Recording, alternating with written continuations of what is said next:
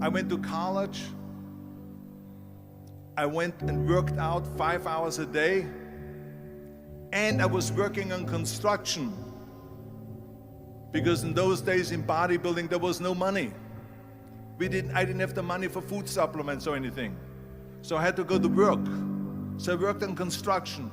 I went to college. I worked out in the gym, and at night from 8 o'clock at night to 12 midnight, I went to acting class 4 times a week. So I did all of that. There was not one single minute that I wasted. And this is why I'm standing here today. With the age of 20, I went to London and I won the Mr. Universe contest as the youngest Mr. Universe ever. And it was because I had a goal. You see, if you don't have a vision of where you go, and if you don't have a goal where you go, you drift around and you never end up anywhere.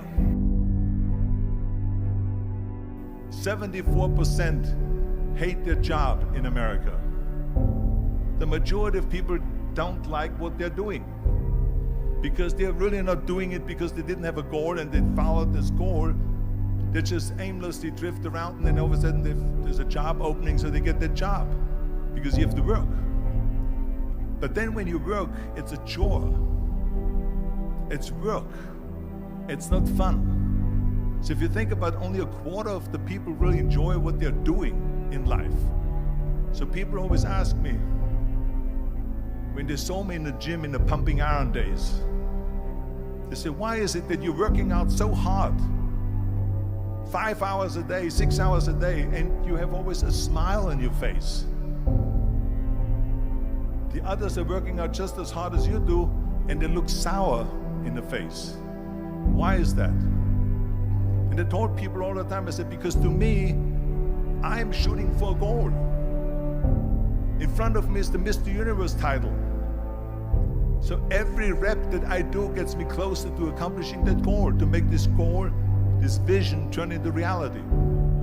Every single set that I do, every repetition, every weight that I lift will get me a step closer to turn this goal into reality. So I couldn't wait to do another 500-pound squat. I couldn't wait to do another 500-pound bench press. I couldn't wait to do another 2,000 reps of sit-ups. I couldn't wait for the next exercise. So let me tell you something, visualizing your goal and going after it makes it fun. You got to have a purpose no matter what you do in life. You got to have a purpose. And Muhammad Ali worked his butt off, and I saw it firsthand. And I remember that there was a sports writer that was there in the gym when he was working out and he was doing sit-ups. And they asked him, how many sit-ups do you do? And he said, I don't start counting until it hurts. Now think about that. He doesn't start counting his sit-ups until he feels pain. That's when he starts counting. That is working hard. And so you can't get around the hard work. It doesn't matter who it is. Work your ass off. There is no magic pill. There is no magic out there. You cannot get around. You have to work and work and work. Make sure of this and make sure of that and all that stuff. So it's work. And it drives me crazy when people say that they don't have enough time to go to the gym for 45 minutes a day and work out. Or to do something for 45 minutes to an hour a day to improve. If it is physically improve or if it is mentally to improve. Imagine you read 1 hour a day about history. How much you will learn after 365 hours in 1 year. Think about if you study about the history of musicians, of composers, how much you would know. Imagine if you would work on a business, on some business that you want to develop every day for an hour. Imagine how further along you will go and get. So it drives me nuts because when people say we don't have the time, we have 24 hours a day. We sleep 6 hours a day, so that gives you still 18 hours. There's someone shaking their head out here in front. They say probably, I don't sleep 6 hours, I sleep 8 hours, right? Or just sleep faster. So we have 18 hours a day. The average person works around 8 to 10 hours. So let's assume it's 10 hours, so we have 8 hours left. Then you travel around an hour a day, maybe 2 hours a day. So now you have still 6 hours left. So what do you do with these 6 hours? What do you do with these 6 hours? Then we eat a little bit, then we schmooze a little bit, talk a little bit to people and all that stuff. But you can see how much time there is available if you organize your day. So you got to work hard. I hate plan B. And I tell you why. Because we have so many doubters, as I've said earlier, the no-sayers. We have so many of those people that say no and you can't do it, that's impossible. That is okay because we just turn off, as I said earlier, and we listen and we hear the no being a yes. You can't do it, you can do it, and all of that. So that is possible to do that amongst all the negative people around you. But when you start doubting yourself, that's very dangerous. Because now what you're basically saying is that if my plan doesn't work, I have a fallback plan, I have a plan B. And that means that you start thinking about plan B, and every thought that you put into plan B, you're taking away now that thought and that energy from plan A.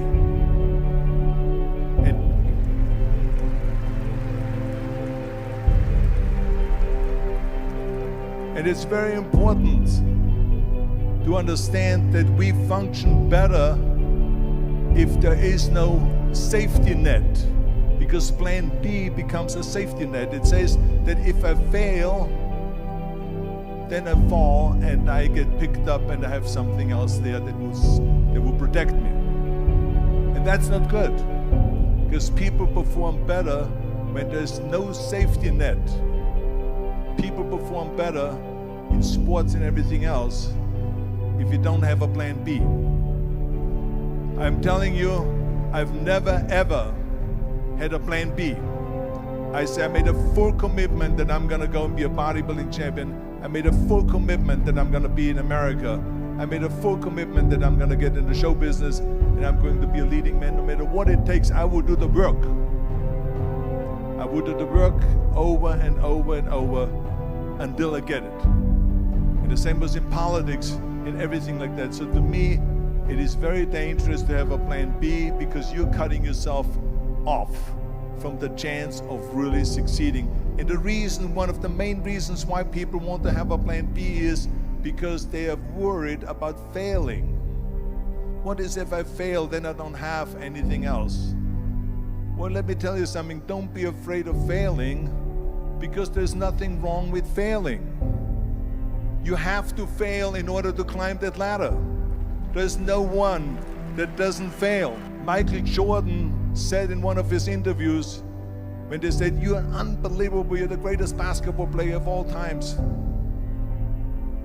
I mean, tell me about that. And he says, well, you're just mentioning the successes.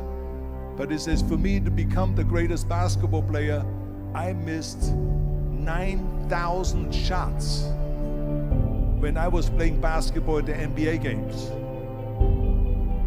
So during these games that he was so successful, he missed 9,000 shots. Does it make him a failure? No. He's one of the greatest basketball players of all times, but he failed 9,000 times. Do you get it? We all fail. It's okay.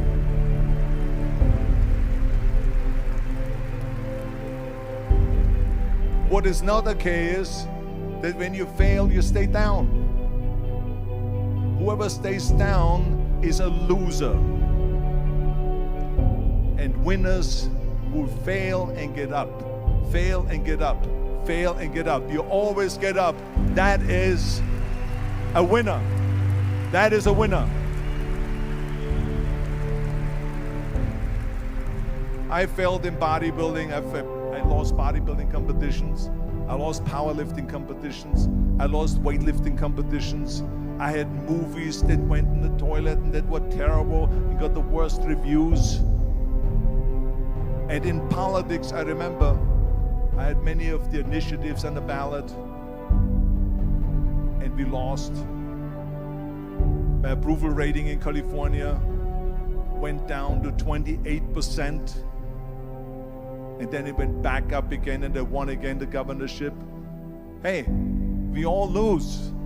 We all have losses. This is okay, and this is why I say don't be worried about losing, because when you're afraid of losing, then you get frozen.